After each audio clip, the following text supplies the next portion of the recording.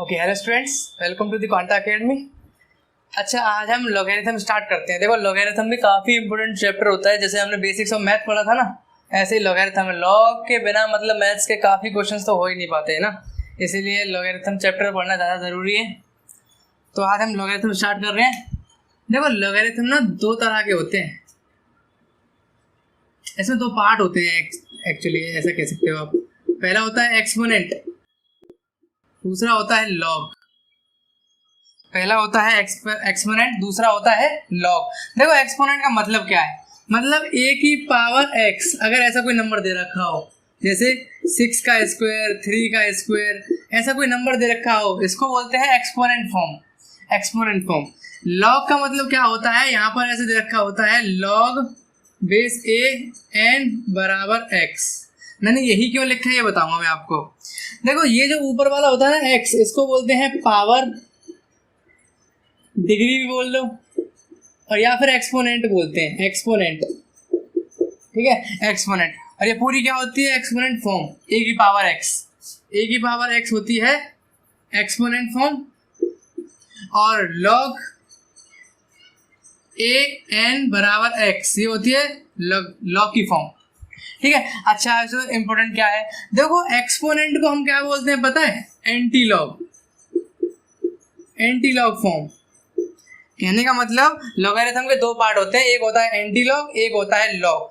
ध्यान रखना, ये दोनों एक दूसरे से अपोजिट होते हैं। एंटी लॉग मतलब ये है लॉग और ये है एंटी लॉग। ऐसा कैसे हुआ? देखो, तुम ध्यान से देखो ना, इसका रेसिप्रोकल करने पे यही आता है। ठीक है, इसका रेसिप्रोकल करने पे यही आता है। ऐसे याद रखो, अगर लॉग को हटाना है ना तो एंटी लॉग ले आओ। कहने का मतलब, अगर मेरे को x को हटा के कांस्टेंट बनाना है तो मैं 1/x इसका मल्टीप्लाई कर दूं, हट गया x, 1 आ गया। ठीक है, ऐसा ही होता है एंटी लॉग में भी। अगर आप ऐसा बोल दो anti log of log x, तो ये एंटी और लॉग एक दूसरे को मार देते हैं, काट देते हैं। ठीक है, तो x आंसर आ जाता है। यही होता है एंटी लॉग और लॉग, ये दोनों एक दूसरे के रेसिप्रोकल कहते हैं, इनको रेसिप्रोकल होते हैं। ठीक है, चलो, तो एक्सपोनेंट की चर्चा हम करते रहेंगे। सबसे पहले आता है ये लॉग। एंटी लॉग की चर्चा बाद में करेंगे, पहले आता है लॉग। देखो, लॉग बेस a n बराबर x, इसका क्या मतलब है? सबसे पहले तो आप ये समझिए कि मैंने आपको क्या बोला, ये लॉग है, इसका रेसिप्रोकल क्या होता है? Anti log. अच्छा, अब रेसिप्रोकल निकलता कैसे है? आप अगर ध्यान से देखें तो अगर ये मल्टीप्लाई है इधर इसके साथ, ये नीचे जाएगा तो डिवाइड हो जाएगा। ठीक है, जब ये डिवाइड होता है ना तो लॉग बेस a है, यहाँ पर लॉग बेस a, तो ये a नीचे पहुंच जाता है, a की पावर x हो जाता है। आप ध्यान से देखिए, ये एंटी लॉग टर्म आ चुकी है, ये एंटी लॉग थी, हमने पिछली बार ही पढ़ा है। ठीक है, ax क्या थी? Anti log. तो हमने क्या किया, लॉग का रेसिप्रोकल मतलब उसको इधर भेज दिया, रेसिप्रोकल कर दिया, तो क्या आ गया? Anti log. अच्छा, इसका मतलब क्या है भाई?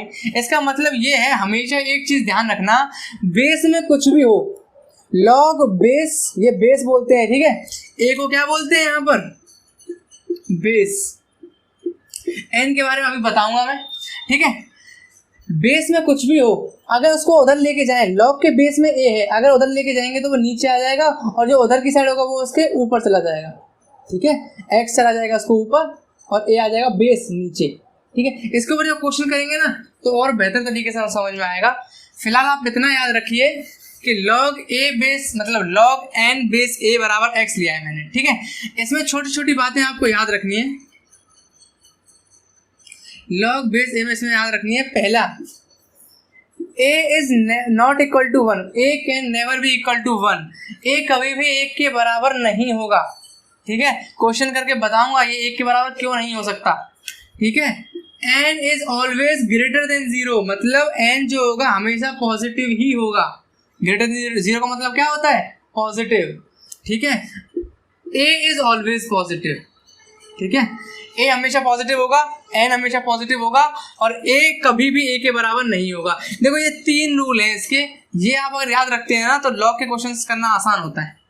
ठीक है, चलो। अच्छा, एक चीज आपको और बता दूं, मैंने आपको क्या बोला कि ax अगर एंटी लॉग है तो इसका लॉग क्या बन रहा था? लॉग बेस a एन, अगर ए एक्स बराबर एन है तो लॉग बेस ए बराबर एक्स एन, मतलब लॉग एन बेस ए बराबर एक्स, ऐसा बन रहा था। ये लॉग था, ये इसका एंटी लॉग था।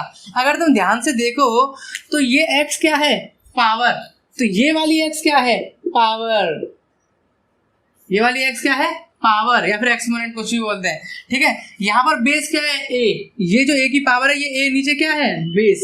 एन, एन कोई एक नंबर है जो ग्रेटर देन जीरो है, n is a real number which is greater than zero, n real number, real positive number लिख लो या फिर real number greater than zero, ऐसा लिख लो, real number greater than zero, ठीक है। ये चीज आप ध्यान रखना, बस ये तीन रूल मत भूलना आप, a is not equal to 1, n is always positive greater than zero, and a is always positive which is also greater than zero, ठीक है। चलो अब इस लॉग की चर्चा करते हैं हम। देखो लॉग को भी ना हमने दो तरह से पढ़ रखा है, लॉग को हमने दो तरह से पढ़ रखा है। लॉग, इसमें पहला लॉग होता है नेचुरल लॉग, दूसरा होता है कॉमन लॉग। बताता हूं इसका मतलब क्या है। देखो नेचुरल लॉग वो होता है जिसका बेस क्या हो, ई, जिसका बेस क्या हो, ई, लॉग बेस ई एन बराबर ऐसे आ जाए ना तो समझ लेना ये कौन सा लॉग है, नेचुरल लॉग। सिंपल सी डेफिनेशन है, जिसके बेस में नीचे वाला बेस होता है ना, जिसके बेस में ई आ जाए वो कौन सा लॉग होता है, नेचुरल लॉग। अच्छा फिर कॉमन लॉग क्या होता है, बाकी सारे लॉग, जैसे कि लॉग बेस 10 एन बराबर एक्स, नीचे 10 आ जाएगा, 5 आ जाएगा, 7 8 कुछ भी, तो जितने भी ऐसे ये सब होते हैं, ये सब क्या होते हैं, कॉमन लॉग। तो ठीक है, ये आप याद रखना, नेचुरल लॉग होता है जिसमें लॉग बेस ई हो, और कॉमन लॉग जिसमें लॉग बेस में नंबर्स वगैरह कुछ भी हो सकता है, ठीक है।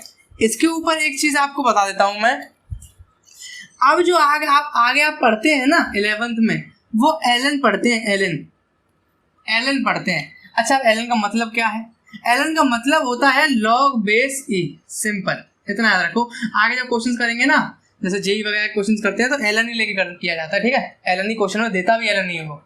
तो एलन का मतलब क्या होता है, नेचुरल लॉग, लॉग बेस ई को बोलते हैं एलन। अब यहाँ पर अगर इसने बोल दिया लॉग बेस ई एन, तो आप यहाँ लिख देना एलन एन। तो कहने का मतलब ये लॉग बेस ई एन पूरा क्या हो गया, ये एलन एन बराबर एक्स। तो बस ये चीज आप ध्यान रखना कि एलन को क्या बोलते हैं हम, लॉग बेस ई,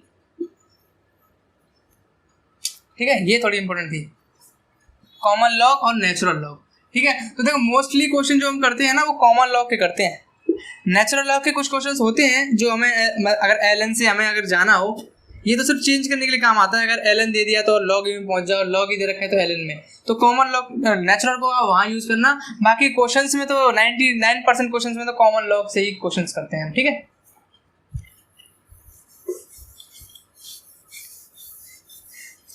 चलो जो आपको ये बताया है मैंने ना रूल्स, इसके हिसाब से मैं कुछ क्वेश्चंस दे रहा हूँ, उनको आप अटेम्प्ट करना और मुझे बताना आंसर क्या होगा।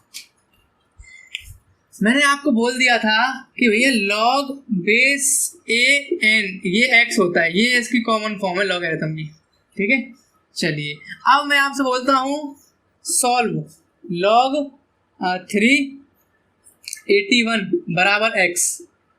मुझे एक्स की वैल्यू बताओ, लॉग √5 और यहाँ हो जाएगा 625 बराबर एक्स। तीसरा लॉग 1 बराबर एक्स। फोर्थ लॉग 0 बराबर एक्स। फिफ्थ लॉग √2 1/√2 बराबर x. Sixth log x² -4 log x² -4।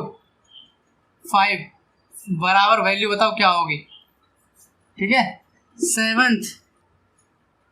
Seventh की बात करते हैं, सेवंथ ले लीजिए आप, log 1/√2 प्लस √3, इधर ले लीजिए √2 माइनस √3, या फिर एक काम करो, इसको प्लस ही रखो, ठीक है, √2 प्लस √3 बराबर, बताओ इसकी वैल्यू x, ठीक है। और भी एक आधा क्वेश्चन और देख लेते हैं, कोई टफ सा मिल जाए तो।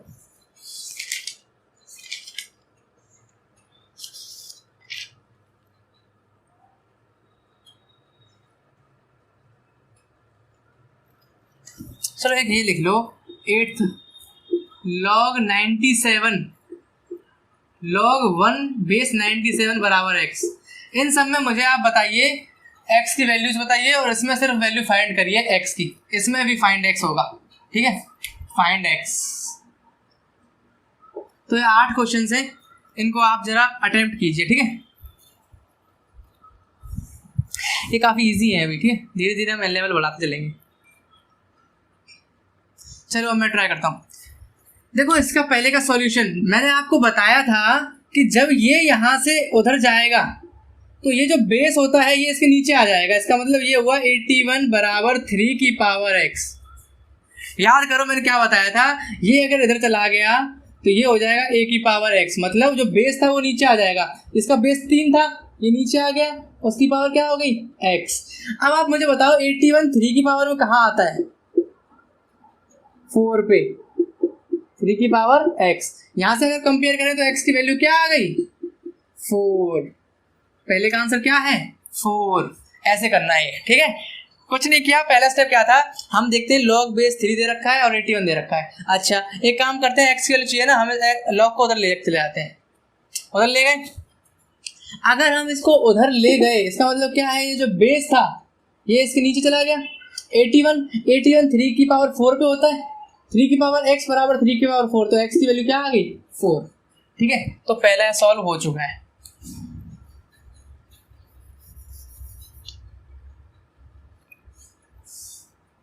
सेकंड क्वेश्चन बिल्कुल सेम है, ठीक है। इसमें क्या करना होगा, √5 को उधर ले जाओ, तो √5 की पावर x हो जाएगा, और बराबर क्या है 625। देखो 5 की पावर अगर हम करते हैं ना 4, 25 25 625, ठीक है, 5 की पावर 4 करते हैं तब आता है 625। अगर हम √5 की देखें तो √5 क्या होता है, √5 इंटू √5 ये 5 होता है, तो इसका मतलब ये कि अगर मैं 5 को √5 का स्क्वायर लिखता हूं तो कोई फर्क नहीं पड़ेगा। 5 को मैं अगर √5 का स्क्वायर लिखता हूं तो कोई फर्क नहीं पड़ेगा। इसका मतलब क्या हुआ, इसका मतलब हुआ कि ये क्या हो गया √5 की पावर 8, 4 टू 8, तो इधर क्या रखा था 625 √5 की पावर 8 होता है, और उधर क्या था √5 की पावर x, तो यहां से x की वैल्यू क्या आ गई 8, x की वैल्यू क्या आ गई 8, ठीक है। ये समझ रहे हैं आप, एक मिनट इसको दोबारा उतार देता हूँ, है ना। कैसे, हमने पढ़ा कि √5 की पावर x निकालना है हमें, और हमने ये भी पढ़ लिया कि √5 की पावर स्क्वायर करते हैं तो होती है 5, और 5 की पावर अगर 4 हो तो होती है 625, तो यहाँ से √5 की पावर कितनी आ गई 8, तो x की वैल्यू कितनी आ गई 8, ये इसका आंसर है, ठीक है। चलो ये इजी था। अब नेक्स्ट चलते हैं क्वेश्चन।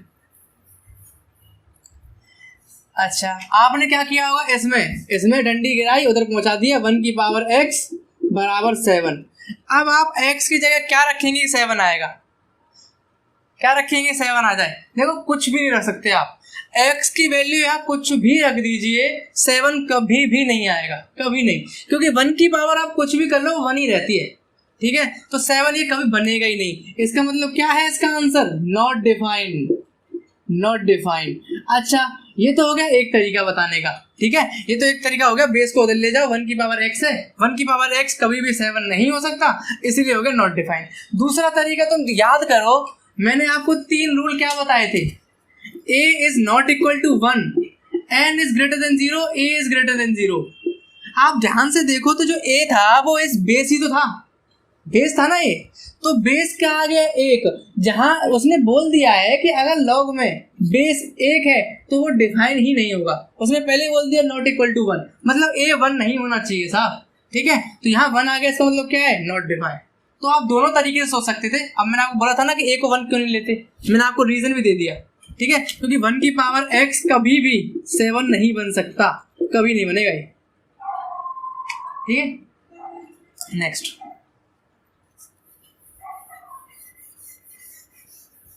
अच्छा अब बात करते हैं log 0 10 equal to x, log 0 10, अच्छा इसकी बात कर लेते हैं। तो इसको वही सेम प्रोसीजर, इस 0 यहाँ पर बेस है, इसको उधर ले जाइए, 0 की पावर x बराबर 10। क्या आपको लगता है 0 की पावर कुछ भी करने से 10 आ सकता है? कभी नहीं आ सकता, ठीक है। तो ये हो जाएगा नॉट डिफाइंड, नॉट डिफाइंड,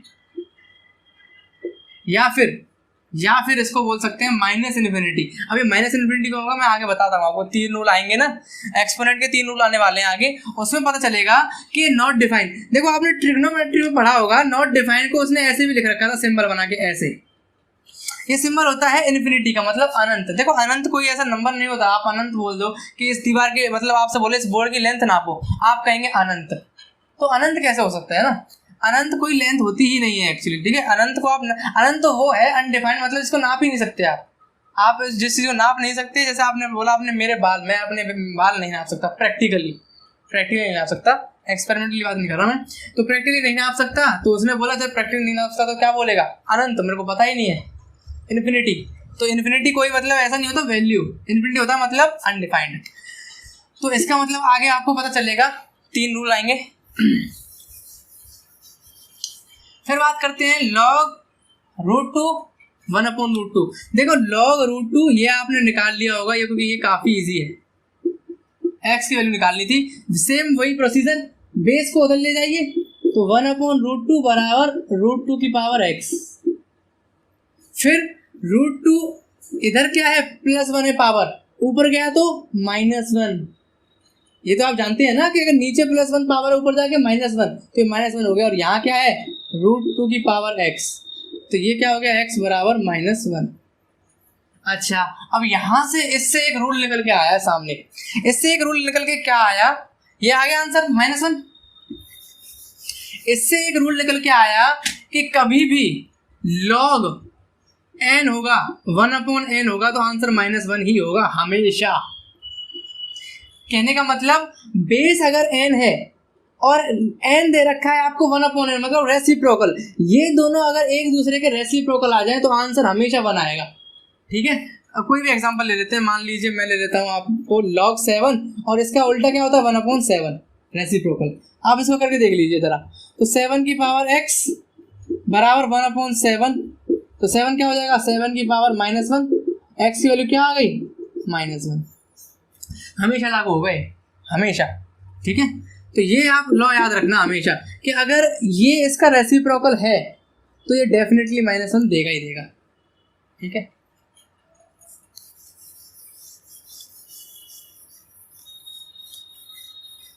अच्छा तो इसकी वैल्यू आप डायरेक्ट लिख सकते हैं -1 ही है, ठीक है। इसको हम करते हैं अभी, इसको देख लीजिए, ये एक दूसरे के रेसिप्रोकल है, इसकी वैल्यू क्या आ गई, -1। अच्छा इसको देखते हैं एक बार, log 97 1 इक्वल टू x। अच्छा सेम प्रोसीजर, बेस को उधर ले जाइए, 1 बराबर 97 की पावर x। अच्छा 1 करने के लिए मुझे 97 की कितनी पावर चाहिए, 0, क्योंकि हम जानते हैं कि किसी की भी 0 कर दीजिए 1 ही आने वाली है, किसी की भी पावर आप 0 कर देंगे ना तो वो 1 ही आएगी। इसका मतलब क्या हुआ, 97 की पावर 0, 97 की पावर x, तो x की वैल्यू क्या आ गई, 0, ठीक है। ये आप ध्यान रखना, ठीक है। अब एक क्वेश्चन ये रह गया, इसके ऊपर चर्चा करते हैं, ये देखो इस क्वेश्चन को करने के लिए आपको ये रूल्स पता होने चाहिए, ठीक है। कैसे, x² - 4 आपके हिसाब से क्या है, बेस, मान लीजिए a, हम क्योंकि a को बेस मानते आ रहे हैं काफी टाइम से, बेस। 5 क्या है, n क्या था, real number, positive real number, real number which is greater than 0, मतलब पॉजिटिव रियल नंबर। अच्छा, फिर हमने पढ़ा था कि भैया n जो है ना 0 से बड़ा होना चाहिए, वहाँ क्या है 5 0 से बड़ा है, बिल्कुल ठीक बात है।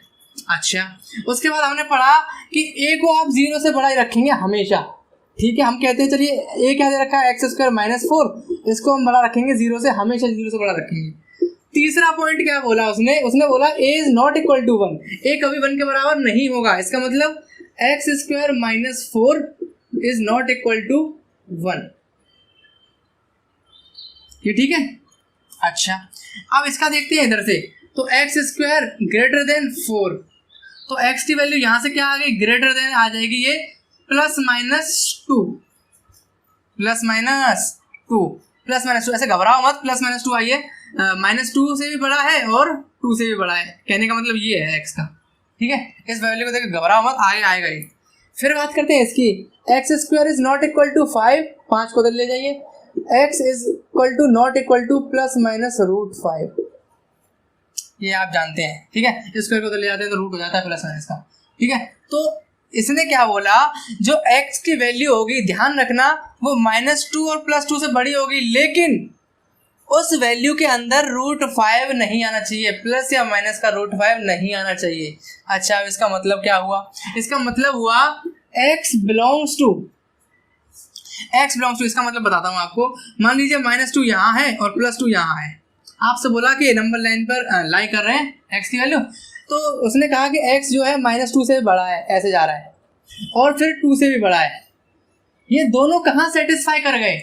इसके बाद अगर आप 2 से बड़ा लेंगे ना, तो -2 से बड़ा तो अपने आप हो जाएगा, ठीक है। तो मतलब क्या हुआ कि -2 से बड़ा, 2 से भी बड़ा, और दोनों सेटिस्फाई कहाँ कर गए, इस वाले पॉइंट पे। मतलब अगर आप 2 से बड़ा लेते हैं ना x को, तो -2 से बड़ा तो अपने आप हो ही जाएगा। तो x बिलोंग्स टू 2 से इन्फिनिटी, मतलब आगे तक जाता जाएगा, माइनस क्या करेंगे, √5 और +√5, -√5 और +√5, ये है x की वैल्यू, ठीक है। सारे नंबर लेने हैं 2 से लेके इन्फिनिटी तक, लेकिन ना -√5 ले सकते हैं, ना ही √5 ले सकते हैं, ठीक है। हालांकि आप देखें तो -√5 की वैल्यू हाँ इसमें आ जाती है, ठीक है। तो आपको ये नंबर नहीं लेने हैं, बाकी सारे आप ले सकते हैं। तो ऐसे करते हैं इन क्वेश्चंस को सॉल्व। देखो मैंने इनको क्वेश्चन को सॉल्व कैसे किया, सबसे पहले मैंने n देखा, ग्रेटर देन 0 है, मतलब इसमें तो डिफाइन है। फिर मैंने कहा कि a इज ग्रेटर देन 0, मैंने वो कंडीशन लगा दी। फिर मैंने कहा a is not equal to 1, मैंने वो भी कंडीशन लगा दी। इन तीनों कंडीशन से ये आंसर आ गया इसका, ठीक है। ऐसे सारे आंसर्स सॉल्व होते हैं इसके। चलो नेक्स्ट, अब हम बात करते हैं कि आखिर ऐसा हुआ क्यों कि भाई अगर ऐसा आ जाए a की पावर इन्फिनिटी, तो इसमें हम कैसे कैसे बता सकते हैं कि कब वैल्यू इन्फिनिटी होगी, कब वैल्यू इसकी a की पावर इन्फिनिटी की 0 होगी, सॉरी 0 नहीं, एक्चुअली 0, a की पावर इन्फिनिटी कब 1 होगा, ये बोलना चाह रहा है वो एक तरह से, है ना। देखो a की पावर इन्फिनिटी कब हो सकता है, जब a क्या हो, ग्रेटर देन 1 हो। मतलब अगर आप a से बड़ा कुछ भी रख दीजिए, आप कुछ भी a से बड़ा, 1 से बड़ा कुछ भी रखो, 2 3 4 5 कुछ भी, उसकी अगर पावर इन्फिनिटी है ना, तो आंसर इन्फिनिटी ही आएगा, समझे। मतलब a की पावर अगर इन्फिनिटी है तो आंसर क्या आ रहा है, इन्फिनिटी। अगर a क्या है यहाँ पर, ग्रेटर देन 1। अच्छा, अब 0 की बात करते हैं। देखो 0 होगा अगर a की पावर लेस देन 1 है, तो a की पावर अगर 1 से छोटी आ जाए, 1 से छोटी मतलब कुछ भी लगा सकते हैं आप, नेगेटिव साइड कितना भी चलते रहिए, ठीक है। 1 से 1 छोटी है ना, तो वो इन्फिनिटी करेंगे तो उसका क्या आ जाएगा, 0। अगर a की पावर इन्फिनिटी है तो a क्या होगा, 1। देखो आप जानते हैं 1 की पावर कुछ भी हो 1 ही होता है, तो ये तो काफ़ी ईजी है समझना कि आप 1 पुट कर दीजिए, पावर कुछ भी हो फर्क नहीं पड़ता, आंसर 1 ही आने वाला है।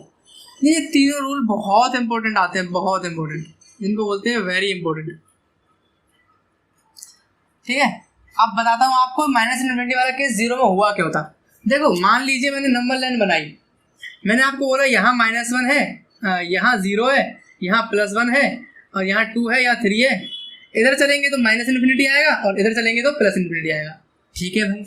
उसने बोला अगर आप 1 से उधर भागते हैं तब इन्फिनिटी आंसर आता है प्लस का, आप एक से इधर भागते हैं लेस देन, तो आंसर आता है 0। अगर आप 1 पे रुक जाते हैं तो आंसर आता है 1। अच्छा, अब मैं आपसे अगर ये बोलूं कि भैया 1/10 निकालना है मेरे को, और मेरे को आप बताइए इसकी पावर इन्फिनिटी। देखो इसको सिंपल ऐसा कर सकते हैं आप, 10 की पावर -1 लिख सकता हूँ मैं 1/10 को, इसकी इन्फिनिटी कर दीजिए आप। देखो -1 को आप इस पॉजिटिव टर्म, किसी भी पॉजिटिव टर्म से आप मल्टीप्लाई करके देख लीजिए। आप +1 से करेंगे तो -1 -2 ऐसे चलते चलते कितना हो जाएगा, -इन्फिनिटी। ठीक है, -1 को अगर मैं इन्फिनिटी से मल्टीप्लाई करता हूँ ना तो आंसर आएगा -इन्फिनिटी। तो अगर मैं बोलूँ आपसे 1/10 का इन्फिनाइट करेंगे तो क्या आएगा, -इन्फिनिटी। ऐसे आता है इन्फिनिटी, -इन्फिनिटी। ठीक है, खैर इतना इंपॉर्टेंट ये वाला है नहीं पोर्शन -इन्फिनिटी की वैल्यूज निकालना, क्योंकि आप जानते हैं कि हमें अगर ये तीनों रूल्स याद हैं तो ये निकालना कोई बड़ी बात नहीं है हमारे लिए। ठीक है,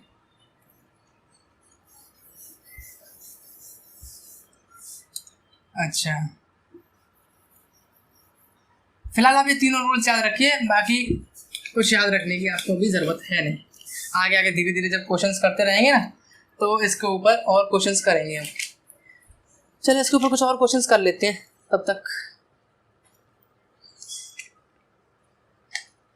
मैं आपसे बोलूं, मुझे बताइए आप वैल्यू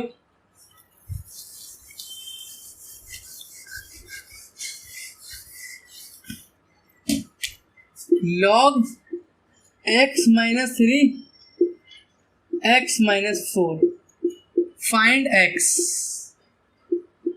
ठीक है, ये इजी है काफी है, बता दीजिए। चलिए log x-3 और x-4 इसकी वैल्यू बताइए जरा। चलिए मैं करता हूँ। वही 3 रूल याद रखिए, देखिए यूज हो ना हो, तीनों भले यूज ना हो लेकिन तीनों को लिख लिया करो। a is greater than 0, n is greater than 0 और a is not equal to 1। मैं इन तीनों के साथ खेलूंगा। a इज ग्रेटर देन 0 मतलब क्या है, ये बेस है a, ये ऊपर वाला क्या होता है n रियल पॉजिटिव नंबर। तो a क्या है, x-3 which is greater than 0। ठीक है, तो x ग्रेटर देन 3 आ गया यहाँ से, ये भी हमने कहा चलो ठीक है ये भी। फिर उसने बोला कि n इज ग्रेटर देन 0, इसका मतलब क्या है, x-4 जो होगा ना वो ग्रेटर देन 0 होगा। x-4 क्या होगा, ग्रेटर देन 0। तो x की वैल्यू क्या आ जाएगी, 4 से बड़ी, 4 से बड़ी यहाँ है, 3 से बड़ी यहाँ है। ठीक है, अच्छा तो उसका बोला a is not equal to 1, a 1 के बराबर नहीं होना चाहिए। इसका मतलब क्या हुआ, x-3 is not equal to 1, इसका मतलब x is not equal to 4। हाँ बिल्कुल सही। अच्छा अब इसको नंबर लाइन पे कैसे दिखाते हैं, वही सेम तरीका। ये 3 यहाँ है, ये 4 यहाँ है, इसने यहाँ से बढ़ना स्टार्ट किया, x 3 से बड़ा है, ऐसे आगे निकल रहा था। फिर उसने कहा 4 से भी बड़ा है वो, तो दोनों कंडीशन सेटिस्फाई कहाँ कर गई, यहाँ पर। दोनों कहाँ मिल गई, यहाँ पर। मतलब 4 से बड़े में ये दोनों सेटिस्फाई कर रही है, 3 से बड़ा भी और 4 से बड़ा भी। तो इसका मतलब क्या हुआ, x बिलोंग्स टू 4 से सेटिस्फाई कर रही है, 4 से इन्फिनिटी, 4 से लेके इन्फिनिटी तक जाएगा। लेकिन माइनस, मैंने क्या बोला है, x क्या नहीं होना चाहिए, 4 नहीं होना चाहिए। तो 4 नहीं होगा तो -4। ठीक है, ऐसे निकालते हैं इनकी वैल्यूज। ठीक है, आप एक बार तीनों लिख लीजिए, उसके बाद x की वैल्यू निकाला कीजिए। ठीक है, चलो अच्छा इस क्वेश्चन को देख के मुझे एक और छोटा सा टॉपिक याद आ रहा है। क्या आपने इन ब्रैकेट्स के बारे में सुना है क्या, ये वाला ब्रैकेट, ये वाला ब्रैकेट और ये वाला ब्रैकेट एक्सेप्शन के लिए ये यूज होता है। अब ये इसको क्या बोलते हैं, क्लोज। ये क्या होता है, ओपन। अब क्लोज और ओपन में फर्क क्या है। अगर मैंने आपसे बोला, मान लीजिए यहाँ पे 2 नंबर रख दीजिए 1 और 4, यहाँ पर भी 2 नंबर रख दीजिए 1 और 4। देखो ओपन और क्लोज में अंतर क्या है। ओपन में अगर 1 और 4 है ना तो इसका मतलब है 1 से 4 के बीच वाले नंबर, 1 से 4 के बीच वाले नंबर आप ले सकते हैं, लेकिन 1 और 4 को नहीं ले सकते। ठीक है, समझ रहे हैं, 1 और 4 के बीच वाले नंबर मतलब 2, 3 या फिर 2 और 3 के बीच में आते हैं 2.5, 2.6, इनको आप ले सकते हैं, लेकिन 1 और 4 को आप नहीं ले सकते। और क्लोज का मतलब क्या होता है कि 1 से 4 के बीच वाले नंबर भी ले लीजिए और 1 और 4 को भी ले लीजिए। ठीक है, इसमें सारे नंबर ले लेने हैं आपने। ठीक है।